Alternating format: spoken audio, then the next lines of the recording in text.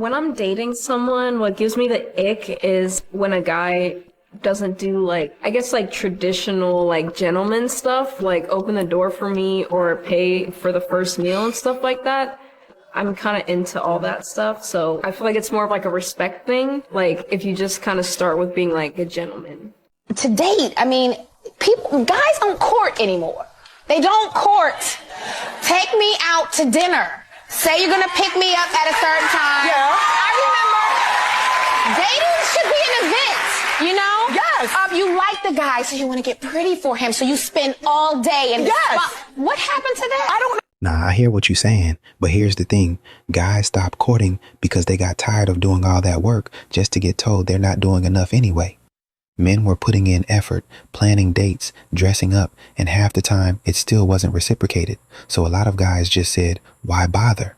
That's the real answer. The number one sign a woman is wifey material. Number one clear sign to determine if a girl is wifey material is if she performs 5 acts of kindness without you asking. This is the golden rule to determine who a woman truly is at her nature. Ask yourself, has she ever done 5 acts of kindness for you without you asking? Think about it right now. The girl you're dealing with, the girls in your past, did they ever do nice things for you without you asking? That's the number one sign of a wifey material. A girl who's willing to show you her kindness without you having to give her or spoil her for it. She does it out of the kindness of her heart. This is the woman that you should spoil and date long term. Nah, she's right. That's the actual baseline. A woman who gives without keeping score, who shows up without being prompted, that tells you something real about her character. Most men know the difference between someone doing nice things to get something back versus someone who just naturally takes care of you. That's wifey material right there.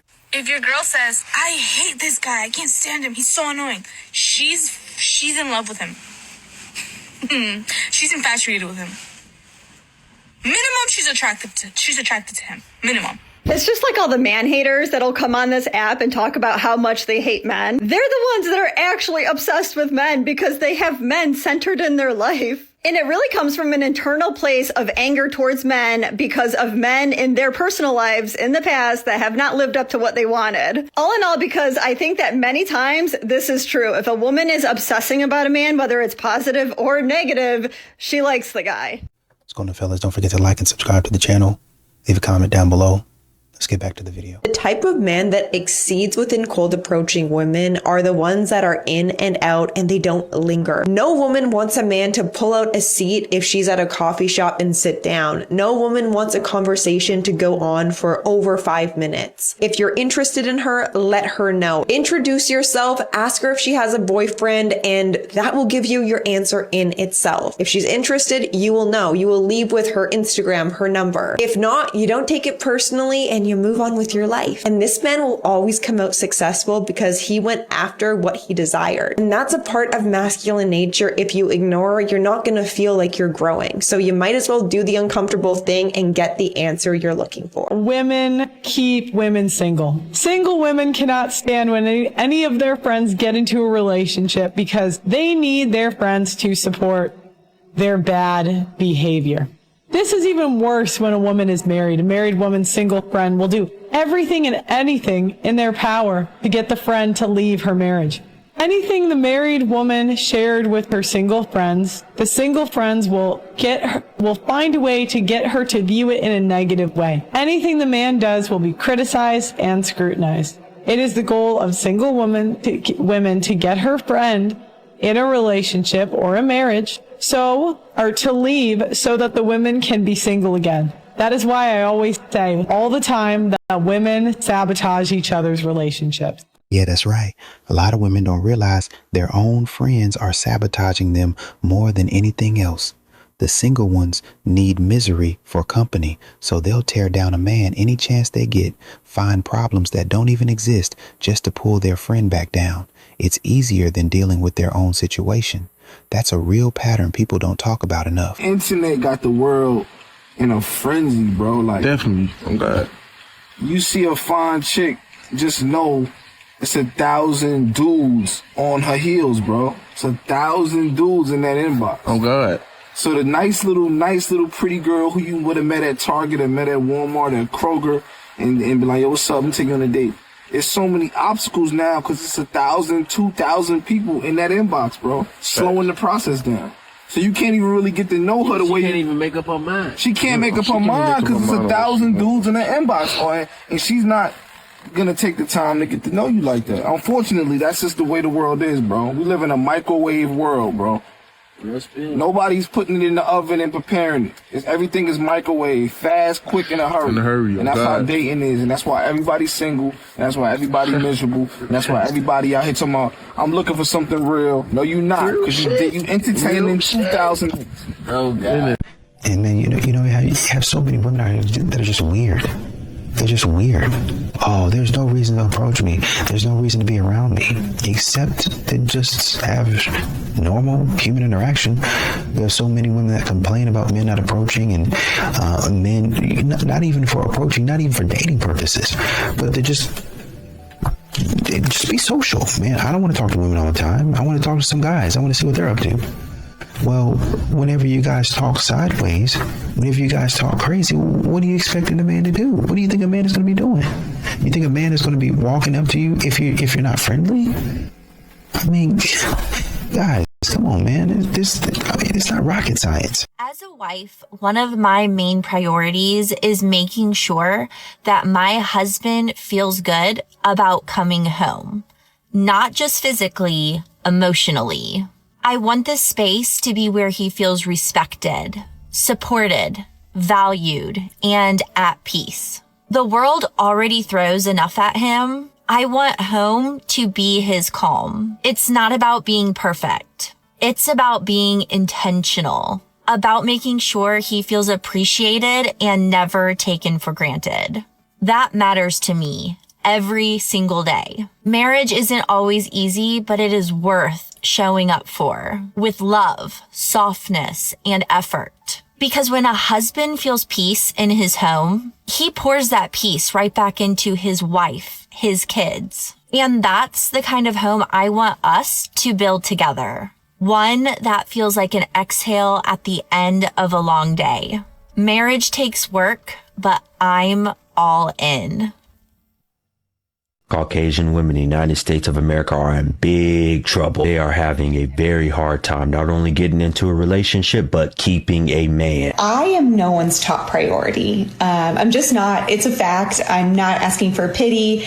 I'm not woe is me, but it is truly just a fact. I am no one's, call me when you get home, or I joke around and say, I'm looking for someone to text when my plane lands. I'm not that for anybody. 34, I'm single, I have no single friends, I deleted all my dating apps, and I'm the biggest homebody I know. It's not spoken about enough how hard it is being the other woman that doesn't get chosen, and the one that just gets discarded like trash, while the other one gets the changed man and gets a future. Just went out on a first date with a man who smells like hamster bedding, who said he never reads, he never votes, and he doesn't understand that the world is actually round. He showed me time and time again, and here I am, just like a just waiting to be loved, like, please let me, pick me, choose me, fuck!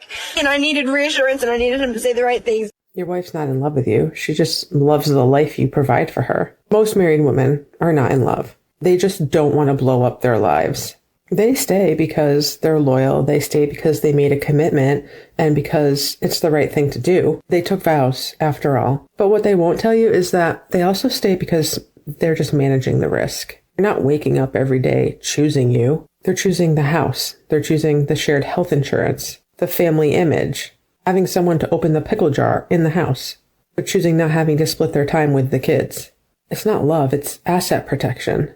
Most marriages are maintained. They're not actually desired. And her desire for you and desire for intimacy with you is typically at an all-time low. Fear can keep a marriage alive. The fear of having to start over, the fear of losing friends, disrupting family relationships, living on less financially, all of that will keep a marriage going for a very long time. Oftentimes that is the truth of what's sustaining the marriage over loyalty and commitment and certainly love. Look, he's laying out what a lot of people won't say out loud.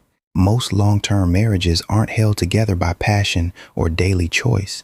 They're held together by fear, comfort, and the cost of leaving. That's just the math. Once you see it that way, everything else makes sense.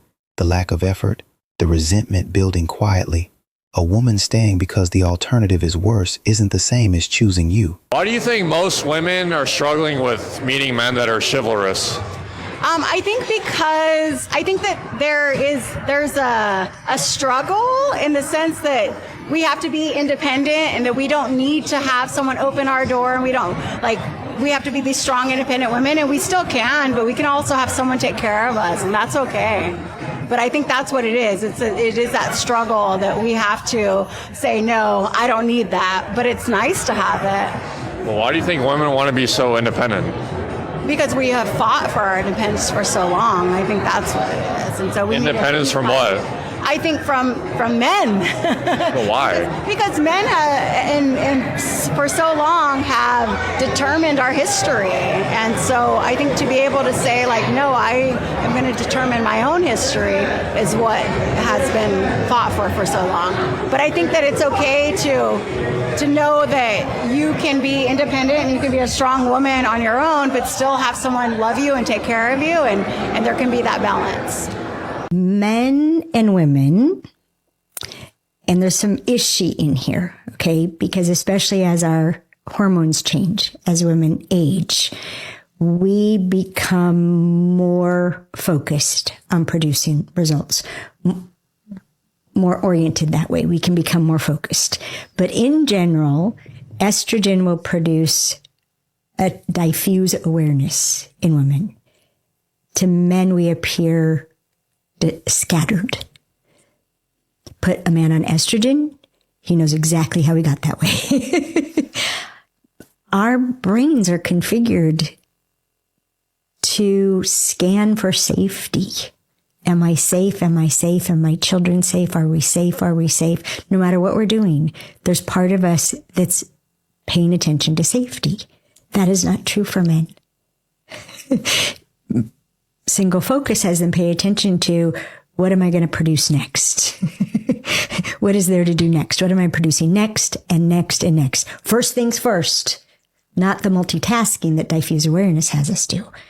So understanding that, then we can start to reach towards each other to communicate better.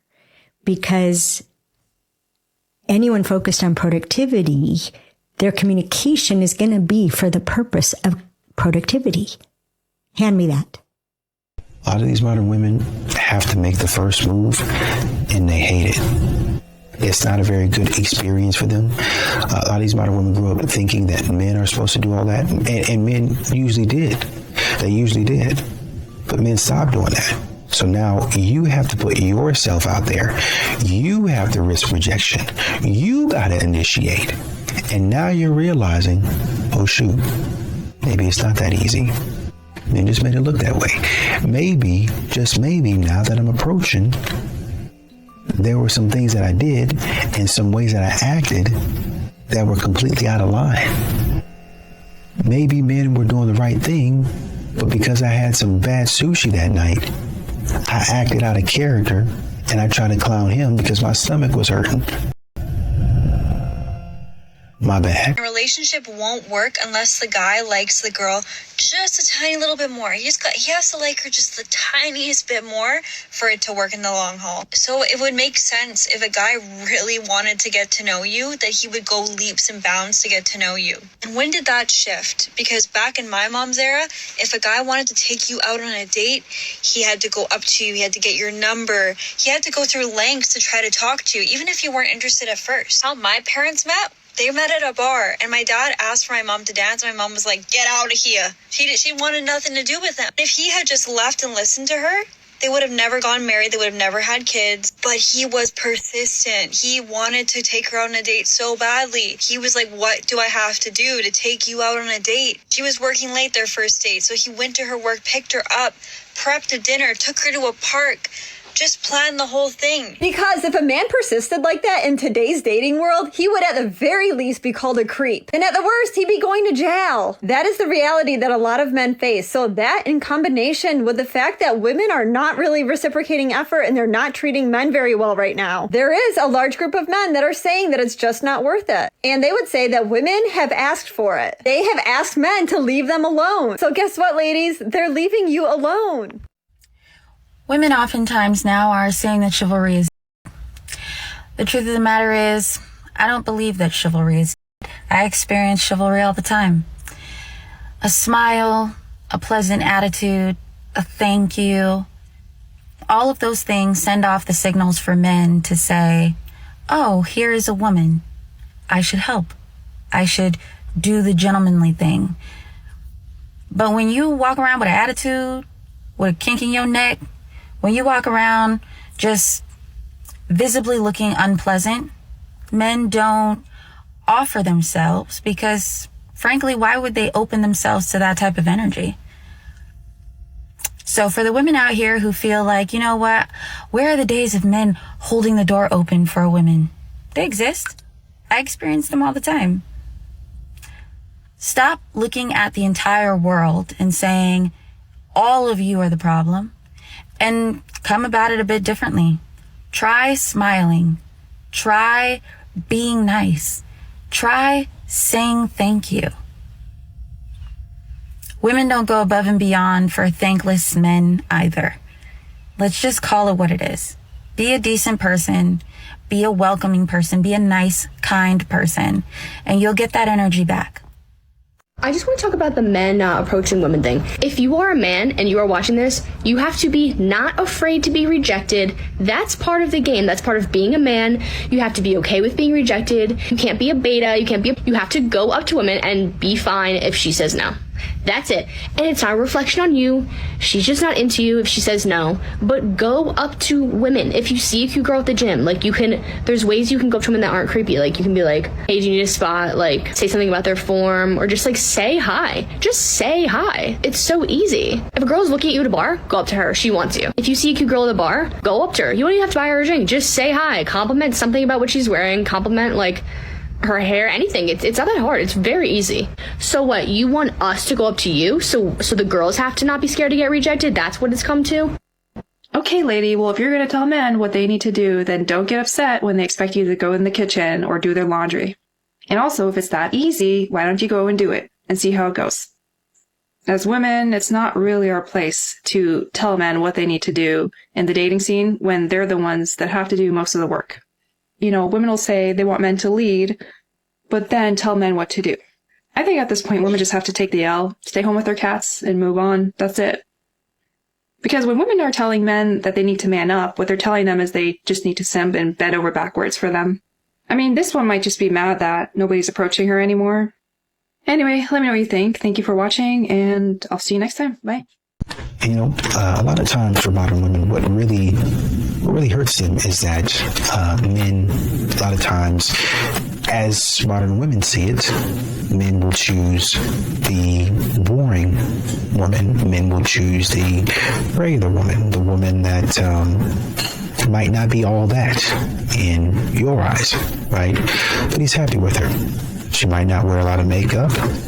She might not dress the flashiest and most fashionable, but that woman is good to him, and she's peaceful, and she helps him in the same way that he helps her.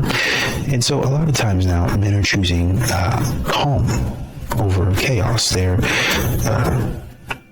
choosing a life of drama-free, headache-free, everlasting peace, right? So you can sit up there and talk about how did she get him? Why couldn't I? She's easy. He's intimidated by me, and she's going to put up with his BS. And really, that's a coping mechanism. You're just a loser. You're just a loser. Wait, are you trying to attract an emotionally available, secure partner while you are entertaining situationships at the same time? My name's Jenny. I'm a psychologist, and I focused on attachment theory and relationships in both of my master's degrees, and you are watching The New Rules of Dating. You might be asking yourself, where are all the good ones? They're gone. They're not. People start healthy, happy relationships every single day around the globe. But the real question you need to ask yourself is, am I an energetic match for that person? It's really hard to attract an emotionally healthy person if you are at the same time entertaining emotionally unavailable people that breadcrumb you, that maybe even ghost you, that don't give you the time or the day that you need when it comes to a partnership. So my question is, are you still talking to people that have already showed you that they're incapable of giving you what you need? Then it's probably time to also look at the patterns that are keeping you stuck and not only around the people that are available around you. Here's our reframe. You attract what you're available for. So if you want a partner who's emotionally available, consistent, and intentional, we need to be willing to do the inner work that requires us to look at our old patterns that led us to that place to even saying yes to things that we shouldn't be tolerating and learning how to say no and go from there. A version of you that declines the familiar, even if it's fun. Being in a happy and healthy relationship doesn't feel like chaos. It feels more safe, calm, and secure. Stop thinking you're asking for too much and finally be okay with the fact that you are worthy of the love that you crave so deeply. I want to know about a standard in the comments that you are not willing to negotiate anymore, and follow us for episode 5 for the new rules of dating.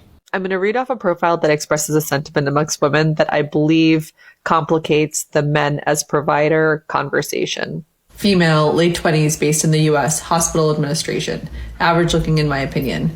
I'm looking for someone who is similar to me in looks. Prefer if he's over 5'10", but that's not a deal breaker. Ideally, I'd prefer not to relocate, but will consider it on a case-by-case basis. I would like someone who has a provider mindset, as I do not plan on working after marriage. Someone who earns a take-home of $200,000 at minimum. I also expect him to take part in household duties equally. If we decide to have children, he must be an active father, taking an equal role as myself. I mean, I'm not a man, but I don't know who would take this. It's profiles like this that sometimes tell me how little self-awareness people have, where they think they should be getting something, but they haven't really thought out why this person would choose them. She has her set of requirements, which aren't particularly compromising for what she's bringing to the table. And then on top of that, she wants someone who is a provider, she is not really willing to relocate for. And then on top of that, she wants him to take equal part in household duties and in raising their children. Now, while even provider men should take part in household duties and in being active fathers, at some point, they won't have the capacity to be able to do so if they are financially providing for your family. Like, are we missing the fact that he will have to put his time, effort, and energy, and probably a significant amount of it, towards providing for your family financially, especially in these times? And then if you want to have him do things equally with you at home, even though you are not working and even though you don't have any children right now, I just don't know how that would seem to make sense to someone. But interestingly, this is a pretty common sentiment. And I understand kind of the background of this, where women have historically been saddled with a lot of the household work. But at the same time, this is kind of pushing it in the very opposite end of the spectrum. Traditional gender roles may give you the ick, which is why you were expecting equal participation from your husband in anything household related. However, when you are asking for a provider husband, you're essentially opting into traditional gender roles yourself. And honestly, I can see why some men who present themselves as providers come with a layer of trepidation, because at some point, because of this pushback on traditional gender roles, partnership is thrown out the window and the expectation from what's required of them just becomes unrealistic. You don't have to be a wispy, leaned back, uber feminine woman to date a provider type man. I've never been that way. I'm a very ambitious woman and I date very masculine provider type men. I didn't used to, but I do now, because I've been able to master this one particular thing when it comes to dating. I'm able to turn off my go-getter, business boss, CEO brain with men, and I'm able to turn on my more relaxed, feminine, I'm good enough, I'm the prize type energy with men. And so why I've been able to master this is because I actually broke my addiction to struggle. For the longest time, I thrived in anxiety, overwhelm. Whenever there's problems, I was the go-to. I was so organized. And it's because there was a part of me that liked the struggle. It was like, ooh, this is a problem. I'm going to fix it. But what happened is that carried over into my relationships, where if a guy wasn't texting or planning a date, then I would find sneaky little ways to be like, ooh, when am I going to see you next? Or wear the red dress on our third date so I could catch his attention to get a fourth date. I went into proving. I went into convincing. I went into like, ooh, how do I get him to like me? Because I saw it as a challenge. Because the moment he stopped pursuing me the way that I wanted him to, a struggle ensued, and that activated my go-getter part. But the problem with that is that it allowed me to date avoidant men and emotionally unavailable men for a lot longer than I should have, which ended up in 15 years of dating. The moment I actually went and reprogrammed my subconscious mind, like got into the root of what was causing this problem so that I no longer am addicted to struggle, my entire love life changed. And how I did it was I found that this idea of struggle was ingrained in me since I was a little girl. I had to work for good grades and then I would get praise. I was praised all the time for being a hard worker. Every single career I've had, I've been known as like the hard worker that's going to make it. So I was attached to this, validation of being a hard worker, and that just carried over into my love life. But that is the exact energy that was actually pushing healthy men away. It's how I shifted it, where I started to retrain my body to actually feel safe and for it to feel normal, to feel ease, to feel relaxed, to detach from the unknown, to have not a care in the world. I had my standards, and if you didn't meet my standards, then I simply just withdraw my energy and push it over to somebody else. I don't complain. I don't react. I don't think. I just simply remove it. And that energy, that new mindset of being like, I'm the prize, I can relax into this, has allowed me to date so many amazing masculine men who make plans and treat me so well that, like, it's unbelievable. So I need you to understand that when you start to make these shifts of recognizing that you can put away your boss babe with men and start activating this more relaxed feminine type version for you, you are then going to start to attract the type of men that you genuinely want to be with. That's what I do with clients. You can find ways to work with me in my bio. See, a lot of these women confused about why men don't approach anymore. But I don't think they ever really stop to ask themselves, why would a man approach? Right? You can walk up to a woman trying to be respectful, and they start rolling their eyes. They immediately start with the BS. They immediately start with the attitude and all of that stuff. Right? Might pull my phone out and start recording. A lot of times, these modern women will in a very sneaky way pull their phone out for no reason, really, honestly, truly. I can see if he was feeling unsafe, but they'll kind of sneakily slide their phone out and, kind of leave it by their under the table or whatever, and just be recording the whole interaction, just watching a documentary where they really weren't supposed to be filming something, but they obviously women don't really listen. And in that scenario, I'm not really mad at it because there was some shady stuff going on.